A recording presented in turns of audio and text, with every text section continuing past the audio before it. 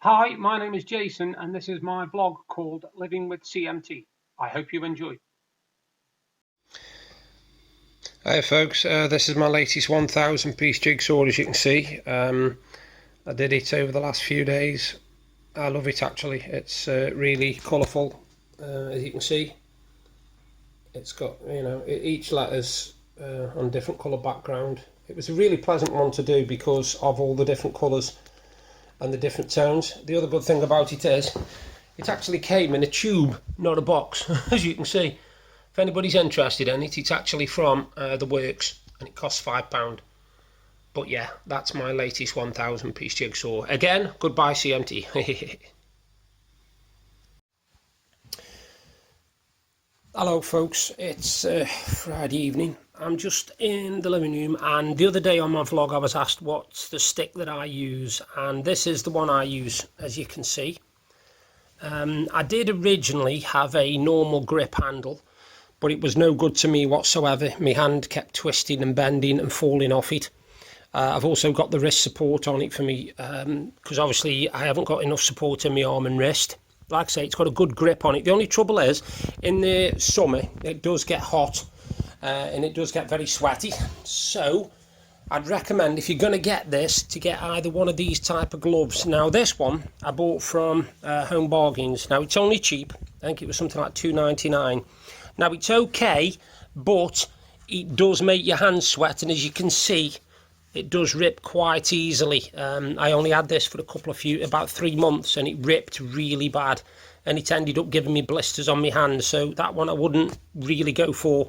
This one, it's more like a cycling glove, but it's absolutely perfect because it's got the padding on the thumbs and also on the back there. As you can see, there's padding, so you don't have to worry about, catching your knuckles, because obviously it goes, when I can put it right, that way. So that there, what you can see, is the part that grips the handle, and it's got padding there, as you can see. It's got padding there, and it's got padding there, and it does keep your hands really, really good. It's got a nice simple fastening on the back. I'll just show you very quickly if I can.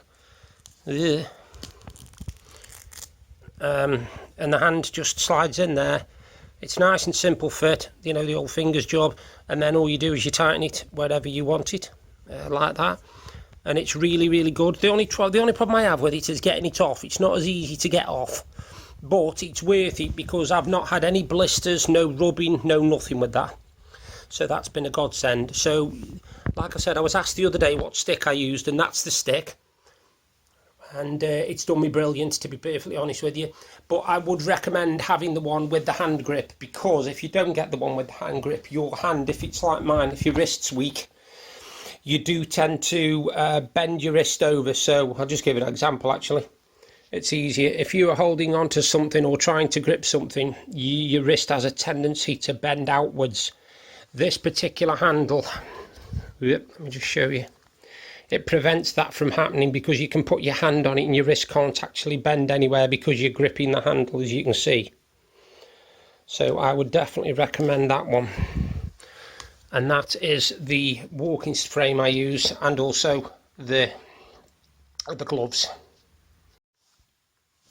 Now, I've mentioned this before, not the dog toy, ignore that, that's just the dog toy.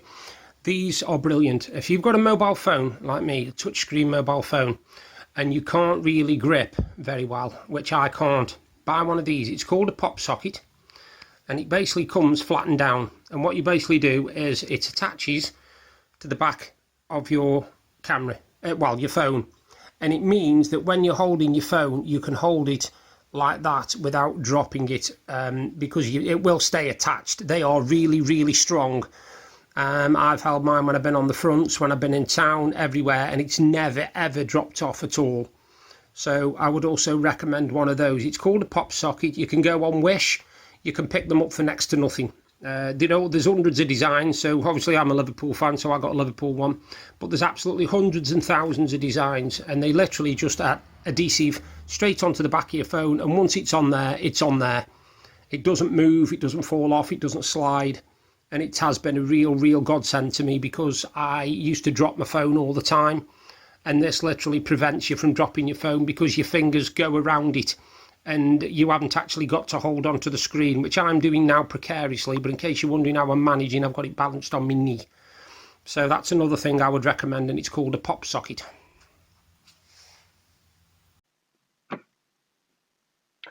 Evening, folks.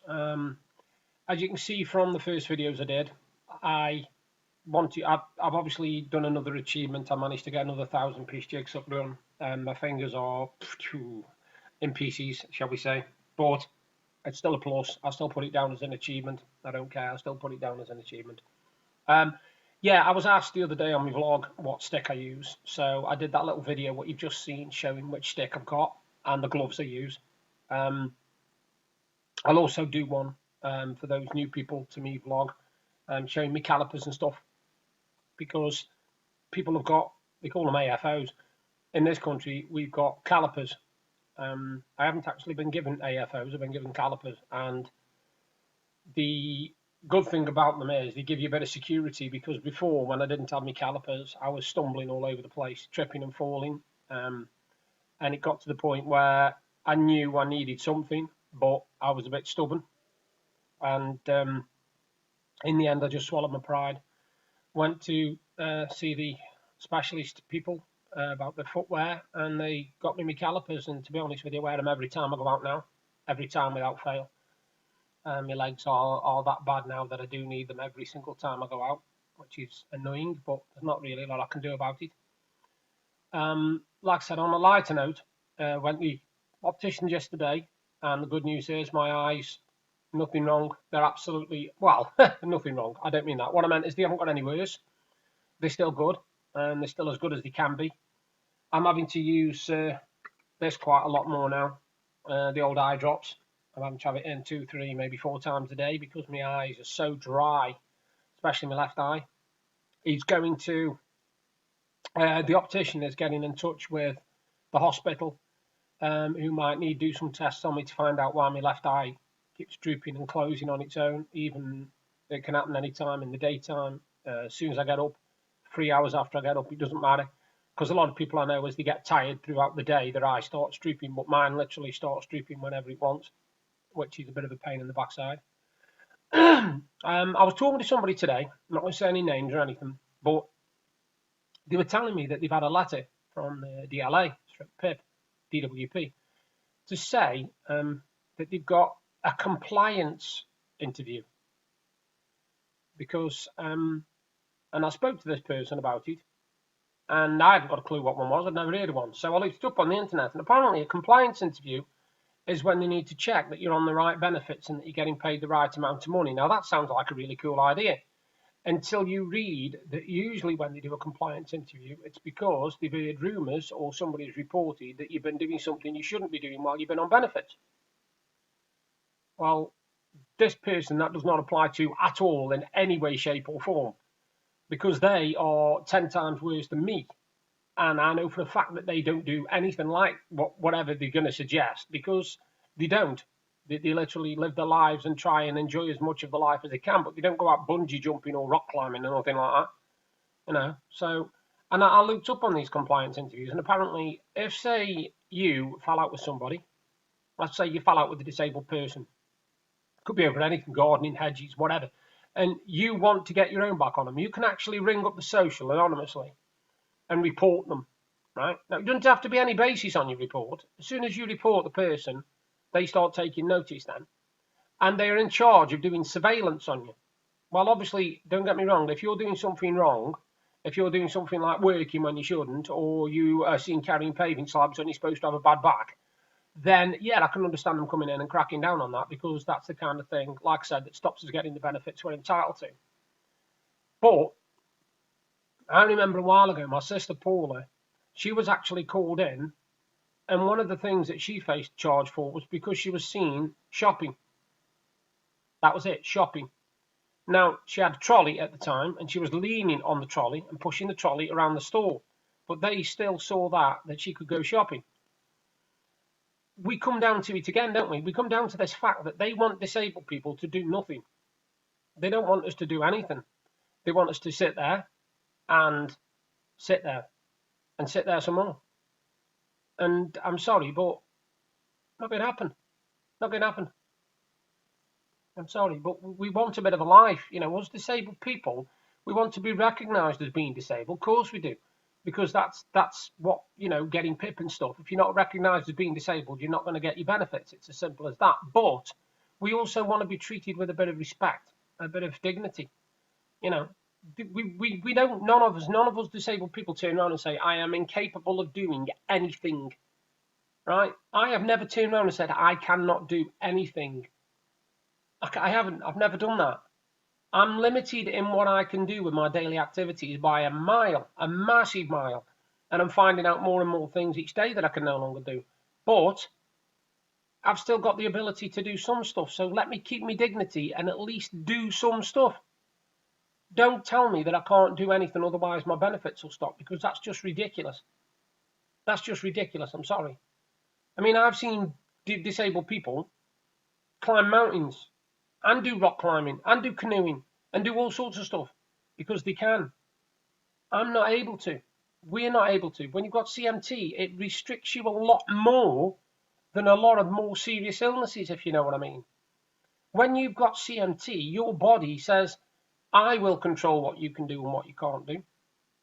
You don't get to say anything. So our one shot at dignity and respect is to say to it, no, hang on a minute, mate. I'm going to prove you wrong. I'm going to make sure I can do something. Now, as I've said before, and I'll say it again, I've had to give up loads of sports when I was younger. I was footballer, cricketer, walking, fishing, all this kind of stuff. And I can't do that no more. Even darts and snooker, I can't do that no more. And I am damned if I'm going to stop doing jigsaws or having an hour on my game, playing a console game, until I can't hold the controls no more because my fingers won't let me. I'm buggered if I'm going to stop doing that, all because of this bloody illness. Anyway, I've got a book review coming up for you. I haven't done one of these for a while. It's a book review. Now, again, as anybody knows, I'm a massive Only Fools and Horses fan. And a few months ago, Deb bought me a book called You Know It Makes Sense. And it's basically written as if it's been written by Del Boy Trotter. Anybody, again, who watches Only Fools and Horses will know what I'm on about. And it's funny. It's a really, really funny book. And if you like Only Fools and Horses, get this book because it will have you in stitches. Because basically, Del Boy has wrote this book to give advice on life and business. Now, anybody who's ever watched the series will know how ironic that is. Now, of course, yes, it includes lots of stuff that's in the series. You know, stuff about his dodgy deals that he got involved with and all this kind of thing. But the good thing is it also includes lots of stuff from after the series. Because obviously we know it ended where Rodney and Cassandra had the baby. And, you know, it was all sort of wrapped up, if you like. Now, what this does, this goes a bit further. And it explains that now, all these years later, Damien, Del Boy's son, is running Titco. That's what it's called now, Titco. Trotter's Independent Traders Corporation. And Rodney has had a nervous breakdown. Trigger is still Trigger. You know, he's still as daft as ever. Uzi is continually having breakdowns. Denzel. And he thinks it links all the way back to any time he has anything to do with Del, because he causes him so much headaches, trouble, and stress. So, yeah, it's really worth reading. And I would give it 8 out of 10, because I'm a massive fan anyway, and I absolutely love reading anything like that. I've read all the Del Boy books and David Jason's biographies and everything. Now, I've just started another biography, Martin Clunes, who most people will remember as either Men Behaving Badly, Gary Strang, or Doc Martin. And it's good. It's really good. And once I've read it fully and done a full review, I'll let you know. I will say one thing. I had to actually give up on a book. Now, I've never done that before. I've never stopped reading a book just because I couldn't carry on reading it. And it was the Ken Dodd biography I told you about that wasn't written by him, obviously. Now, there's 2 out there. There's one that was written by this gentleman, the one I've got, and the one that was written by his late wife. Now, the one written by this gentleman, I actually got bored out my tree with. I read over 100 pages of it, and I was literally bored, because it was supposed to be a biography of Ken Dodd, and fair enough, it probably does get into Ken Dodd's life in a bit. But for the majority of it, it's been talking about the history of musical theatre and how these different empires were created and how all this sort of stuff, and who Ken Dodd's heroes were and how they got established, and it's just boring. It really is boring. And I did have to give up on it, which I never thought I'd do, which is a first. I don't think I've given up on a book for a long time. In fact, I've never given up on a book. I can be honest, I've never given up on a book. I even read War and Peace when I was 14, all the way through, over 1,000 pages. Let me just put my teeth back in. I read Stephen King's The Stand. Now, if you've ever seen the film The Stand, Stephen King, sorry, the miniseries, you know it's long. Well, the book is even longer. It's round about that thick. It's massive, and the print is tiny.